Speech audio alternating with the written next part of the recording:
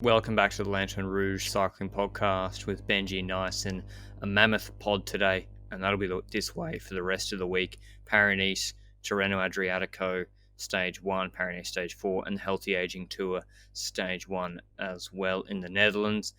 We're going to split it up on the YouTube channel into 3 different videos, but I know on podcast players, it's better to have it in one big file. Paris-Nice first, Tirreno second as the World Tour races, and then Healthy Aging Tour last as the 2-1.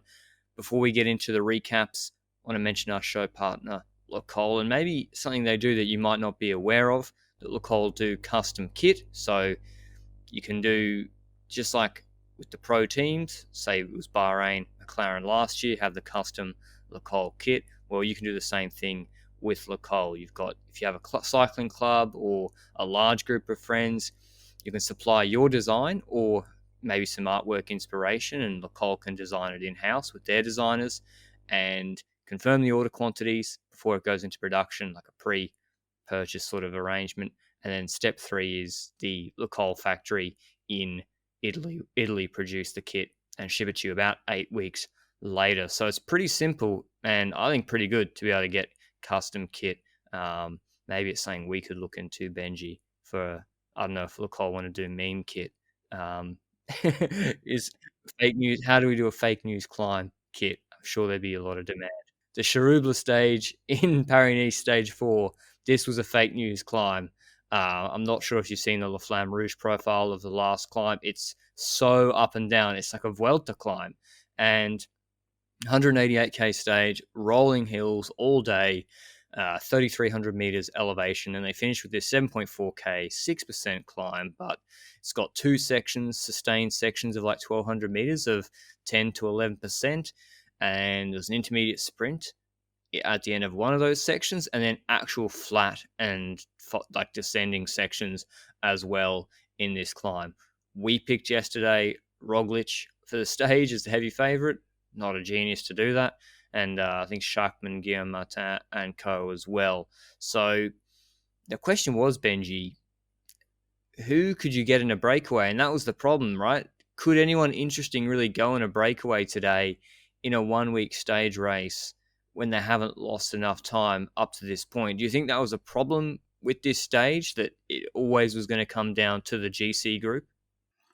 On one end, yes. On the other, I'm not sure that it was the biggest reason. I think that either way, even if the gap was larger, Jumbo would still control this race, and that's basically what they did today. They controlled the pace throughout the entire stage. We had some riders in the breakaway, including the likes of Oliver Naston and such, so some proper engines up there. But they can't do anything about a peloton that just doesn't give them any proper any proper gap. And today that was nothing different. And yeah, I did not expect really that a breakaway could do anything on the stage. We were speaking about it yesterday as well, and we came to that conclusion as well during our discussion points. Did you have any thought process to how a team could upset Jumbo's plan at controlling the race and bringing Roglic towards the last climb?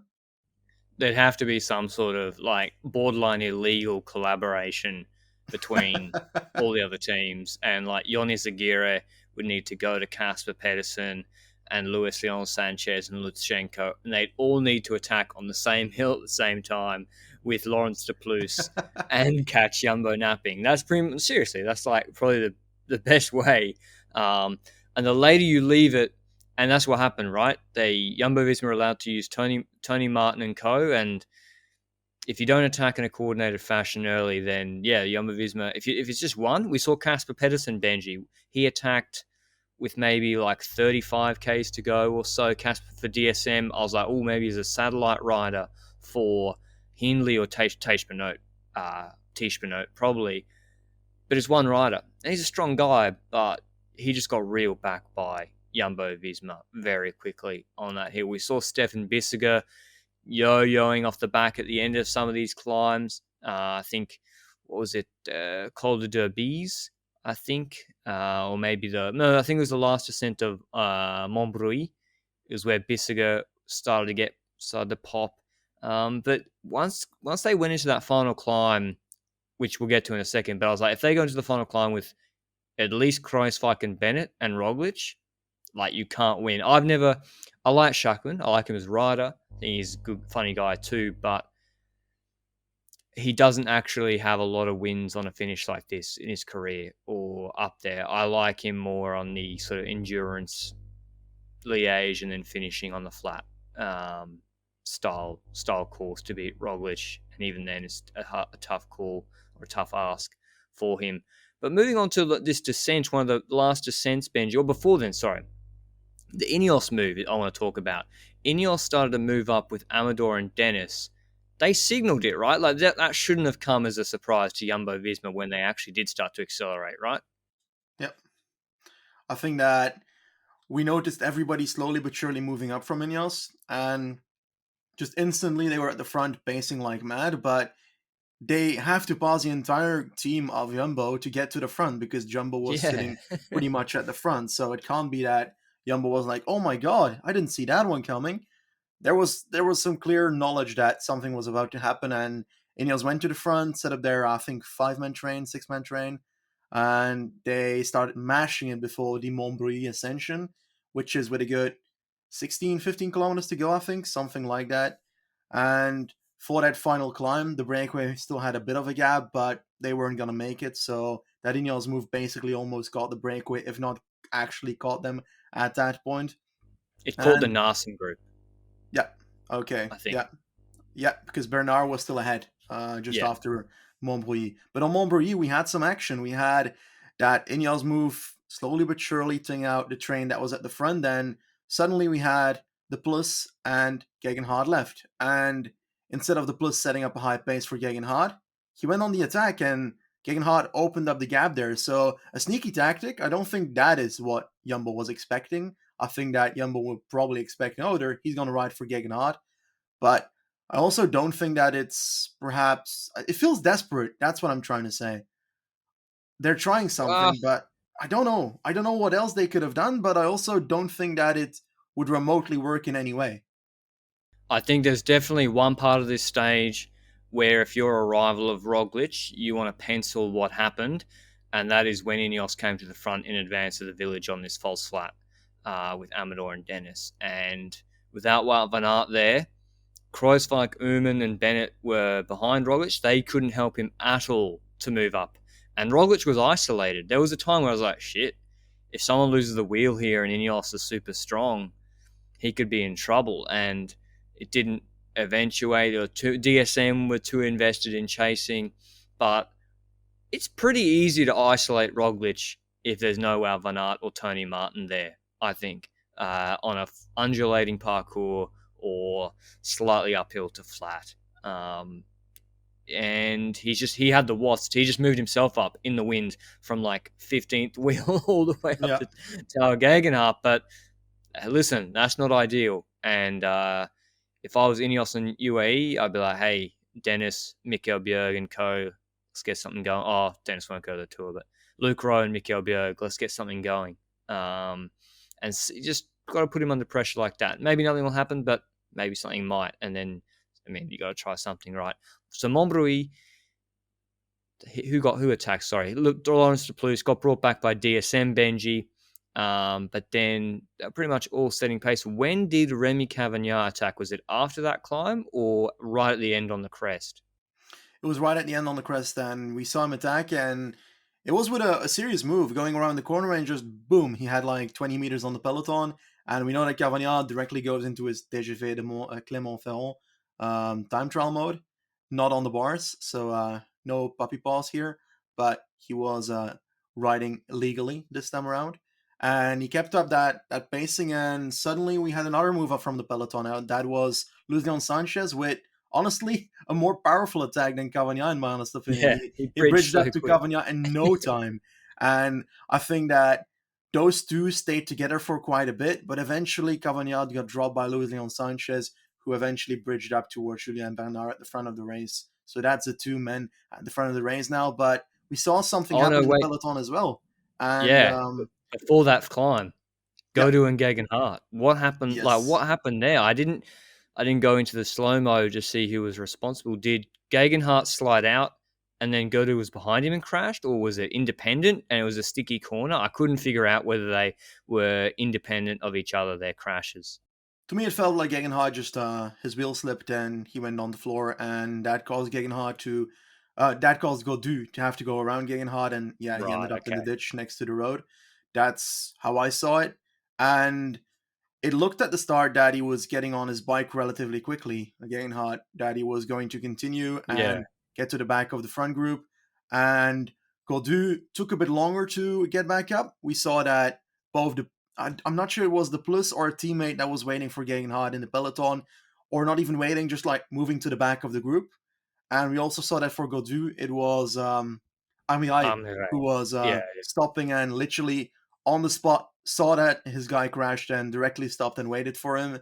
And Gegenhardt started riding first, but eventually we saw that Godu and Amiai passed Gegenhardt going back to the group and actually caught back yeah. up while Gegenhardt looked to be looking at his wrist or something, and unfortunately Yes, right, eventually had yes. to abandon the race a few minutes later. So second Ineos leader out of this Paris, not their happiest moment, that is for sure.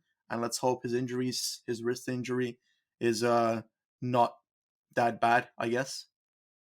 Yeah, it's a real shame, but I hope he's not too badly injured. It's not probably the most serious crash, but yeah, I wanted to see what Teo Gegenhardt could do on his final climb. Um, I'm not sure if I can't. That might have preceded the Cavagna attack, which was after sort of the lull after that crash when people were trying to figure out what to do. Go to bridge back up through the convoy pretty easily. He was hustling on that descent. He didn't seem too phased, but I still think it affected him. 8Ks to go. Bernard led Cavagna and Sanchez by 15 seconds. They led the peloton by 45 seconds. The climb 6 to 7 Ks long. I don't think they count the first K of it properly, but it was looked like climbing to me from 7Ks to go.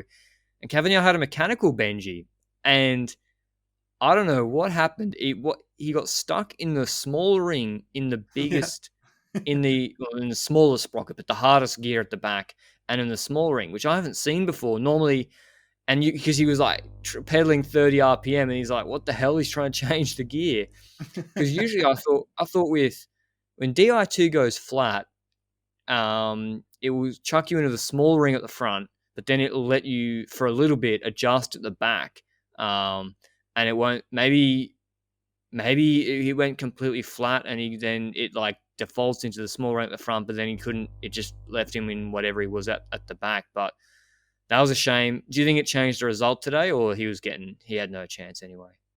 Yeah, if you look at the end of the stage that we'll discuss in a second, then I don't think it would have mattered at all. Yeah, I don't think so. So 5Ks to go. Bernard and Sanchez is bridged to him. They lead the peloton by 25 seconds. There's this steep 1,300 meter section, and the peloton is starting to really thin out. George Bennett in the Kiwi National Champs jersey. I'm struggling. I'm just got to get myself used to the It's different so color jersey ugly. with him. Yeah, Like, I'm not sure. I'm not sure I like it. the reason I don't like it is that I think they had to switch it from like the black white Yes, version to the white black version. to invert And the color. what they forgot to do was change the yellow color of the pants to the white color because of the branding of Jumbo, obviously wanting yellow color there. And I think that ruins it for me because now there's complete opposite coloring between the top of the kit and like the bottom of the kit. And I don't like it. I really don't like it. All right, Benji's out on that New Zealand Champs kit. Send angry reacts only in the YouTube comments if you feel particularly strongly about it. I knew with this intermediate sprint coming up with the bonus seconds, and then there's 10 bonus seconds obviously available on the line, that 15 seconds was going to be pretty dicey for Julien Bernard, who's been out there all day, and Luis Leon Sanchez, who's a strong rider, but not the climbing level of Roglic and co. DSM were very active, Benji, for Tish Benoit. Um, could you figure out, were they attacking with Hindley? Were they just trying to bring moves back with him? I couldn't really figure out whether they were trying to go for the stage with Hindley or he was just riding defensively for Tish Benoit. I really can't tell. It's weird to see Hindley ride for Benoit for GC, which is for me at least. But knowing what happened at Paris last year, we know that Benoit has a 1 week stage race in his capabilities for GC. Obviously, not to win Paris, in my opinion, but he can definitely do decent in these kind of races. And yeah, it looked like Hindley was the person who had to spice things up for Benoit. And I think that Hindley isn't really looking almost remotely near the form that he was in the Giro last year. And I hope that he can improve that. Otherwise, it might have been a bit of a one-time story. But it's obviously still very early on in the season. But yeah, I'm not sure that this is the form I'd expect from Hindley. I think that Geoghegan Hart is looking much better, and they yeah, I kind of see them on a similar level after that Giro of last year. I think Hindley's not good at climbs like this. I think he prefers the longer climbs than, yeah, like a pure high mountain stage. And his TT is obviously no good. This group had been thinned out quite a lot. 4Ks to go now on this climb. It flattened out for a bit, and then it was going to kick up for another 1,200 meters at 10%. Michael Matthews for Bike Exchange was still here. I've been saying he's climbing better. He lost a lot of weight last year. Seems to have kept that off. We saw that in Tirreno and Milano San Remo. He is climbing differently, I think, to in previous years. And Bissiger in the yellow jersey had obviously been dropped. Matthews 9 seconds behind on GC, I think. So if he came together in the group, he had a chance to get that yellow jersey back. I couldn't believe he was there, Benji. Or do you think is this the same sort of guy you'd see when he was powering behind Gilbert on the Cauberg sort of 5 years ago or however long ago it was? Yeah, he certainly can achieve wonderful things when it comes to climbing that people don't expect, and it's often a bit inconsistent. And I think that's why we don't expect it. We had Tirreno last year where we saw lots of stuff, and he was on mountain stage in the breakaway and such. He almost beat Carretero at the top of a KOM of a mountain, and I think that we kind of got botched off that thought process by the Giro, in which, to me, he didn't achieve what we expected of him. Then again, we kind of expected him to win every single stage that was remotely a hilly sprint or sprint. So that wasn't Oh, really the Bike best Exchange pulled out predictions. Yeah, what? with COVID. Bike Exchange pulled out with COVID, didn't it? Oh no, he Yeah, wasn't but on Bike. he didn't He ride was on DS. for Bike He was on Exchange. DSM. He's Australian. He's always been on Bike Exchange. Anyway, back to this stage. Pierre Latour has attacked now. Second time he's attacked. He attacked on every lull. 3.5 Ks to go. He's followed by Michael Matthews. Roglic perhaps worried about the intermediate bonus seconds, which are like 600 meters up the road. Absolutely. I think Roglic was just bored, to be honest. You could see he was nose breathing, third wheel the whole climb. People are flapping about around him. Kruijswijk had pulled things back and was gone. He's like, well, attack is the best form of defense. And this was just an absolute classic Roglic attack with about Yeah. 3.1 Ks to go. It's just that, when he's in form, in the saddle, spinning a super high cadence, and he had Izaguirre, I think, on the wheel, following him in the draft, you have to admit, and he bridged across to Luis Leon, went past him, didn't even sit in his slipstream very long, and then dropped Izaguirre off the wheel, and I was like, this is done, because no one's going to be strong enough to chase. You think that was because of the intermediate sprint coming up, Benji, that Roglic one of those seconds, which he then took, obviously, or do you think this is a new Rogler wanting to attack early because of maybe criticism of being too defensive? What do you think? Well, I think it's a combination of multiple things. First of all, it's the last steep section of the climb. After that, it becomes less steep from 10% to like 5% in the last 2 kilometers. So that is the move or the position on the climb where you can make such a move. Obviously, the intermediate sprint is at the end of that section, which means that it benefits even more to attack at that point. Now, the problem and the reason why we didn't expect him to attack like this at this very moment, or at least I didn't yesterday, was because it has been since, I think, the Slovenian Championships against Pogacar, where we saw an attack by Roglic more than 4 kilometers from the line, except for Was it Col La that far? Loz. But I think that Col La Loz is a bit of a weird exception because technically Lopez attacked first. So, yeah, Yeah. I don't think we can really count that. So, I think this is, yeah, it's been ages. And I like it because it spiced it up. I think that the Chase could have done much better. I don't think they could have caught them because you still have Matthews, you got Lucas Hamilton there, and instead of like setting up a proper pace, either of them, They paced each a tiny bit, then they went to the back of the group, and then at the same time they moved back up at a high pace, and they looked at each other at the front and were like, "Are you gonna pace or am I gonna pace?"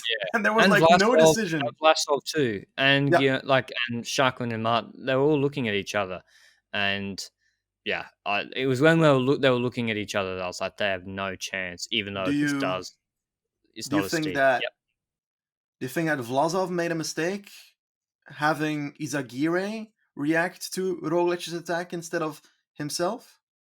I've never seen Vlasov ever snap onto someone's wheel. I'm not sure he is that sort of guy. Like when I remember all the moves in the Vuelta, he seems to need a long time to get up to speed and react. Like, do you ever remember a move going in the Vuelta or other races where he immediately, if he sees the guy attacking, jumps onto their wheel? I don't. I usually think of him dieseling back to moves once they slow down, and then he might attack himself. I think the only moment where we saw Vlasov react like that was for Fulsang in Lombardia last year on the attacks of George Bennett. And I think I indeed didn't really expect him to snap, but then again, it's kind of parkour knowledge as well, because you know that if someone attacks on the steeper portion here, it's going to be really difficult to bridge back up on the less steep portion afterwards if it's a time trialist like Roglic as well. But also the fact that the occasions where Vlasov can bridge back up slowly but surely on the climb happens on a climb. The last portion of the stage is, yeah, it's still a climb, but it's much, much shallower when it comes to the gradient. And as a consequence, I did not see it remotely possible for Vlasov to bring this back after that move. And Izagirre clearly was not good enough to follow Roglic there because he just died in his wheel and then like boinked back to the group. But Benoit looking pretty fine, I think, in that second group, making a good move together with Sharkman and also Vlasov there in the last 2 kilometers, but they Well, eventually didn't bring well, it you back. saw Yeah. Benji. To your point, Roglic went out to 22 seconds at least on them when they weren't working together. And then when they started working together, they brought back, I think, 7-8 seconds in the last kilometer. So I think this could have been much closer, as you said, if they'd worked together. But he got that big gap where he was strongest, and maybe it's just a parkour thing, and he always planned to attack there today and take those extra bonus seconds. It makes sense. Why let Schachman attack you later if you know across a longer climb, going harder, Roglic is going to be better than Schachman 9 times out of 10. So Roglic canters in or waltzes in to his, I don't know how many World Tour wins he's had in his career. He's so consistent. He just keeps winning. Wins Paris stage 4, just a fantastic attack, and he's on a fantastic level already. Schachman second, Guillaume Martin third, Tish Benoit fourth, Vlasov fifth, Hamilton sixth, same time as those other 4 riders, all on 12 seconds behind Roglic. Roglic also taking 10 bonus seconds. I think Sharkman taking 6th, Martin 4, if I'm right. Godu 7th, Pacher 8th, Latour 9th, Izagirre 10th, and Haig in that group as well with Barguil 16 seconds back. GC, now Roglic moves into the leader's jersey, 35 seconds ahead of Sharkman. McNulty into third, 37 seconds behind Roglic. I mean, when your TT is that good, you're only 2 seconds behind Sharkman. Vlasov fourth, 41 seconds back. Izagirre fifth, 43 seconds back. Matteo Jorgensen sixth, the American. So 2 Americans in the top 10. It's pretty good to see. Jorgensen came 16th on this stage. Any other thoughts on this Paris stage, Benji? The only rider I'd love to shine a light on here is that Parepantra, my call for a top 10 in the Grand Tour, is 11th on the stage today, and he moved on to 11th in GC. So the only thing is terrible at is time trial. So if he can fix that, like Gus and like Vlasov did it, Guillaume Martin, same issue, then he can get higher. It. Otherwise, it's going to be troublesome. Bardet fixed it on as you do that. I'm being snarky. Anyway, it's business as usual for Roglic. To be honest, I would have been very surprised if this result didn't happen, and if he didn't win this stage or he lost time. No, maybe not win. Maybe Sharkman won or whatever. But if he had lost time to those other guys or anything else on this stage, I think Jumbo Visma should be very concerned because he's the best GC rider here. And Jumbo Visma have the strongest all around. They got a Tour de France strength team here. So, yeah. Stage 5 tomorrow at Vienne to Bolène. It's not enough. It's a sprint stage, but Roglic is just too far in the lead for the bonus seconds to matter. If Matthews was within 10 seconds or so, maybe he could come back to him, but he's well back on him. Intermediate sprints are at, what is it, 35 Ks, 52 Ks flat, and then the second intermediate sprint is at the end of a little roller, about 18 Ks from the finish. It'll be interesting to see if Schachmann or someone tries to launch up there. I think Schachmann has to try and claw back some seconds, particularly if he wants to maintain his podium position if others attack him. What do you think tomorrow, Benji? Bennett again, or are those hills actually going to be a problem?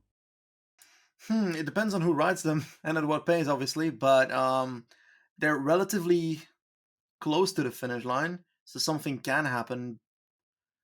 But I think that Bennett can get over them. To be honest, Yeah, I it's a think sprint. that I think that it's gonna be a mass sprint, and I think that if the situation in which Bull came a few days ago won't happen on every single stage.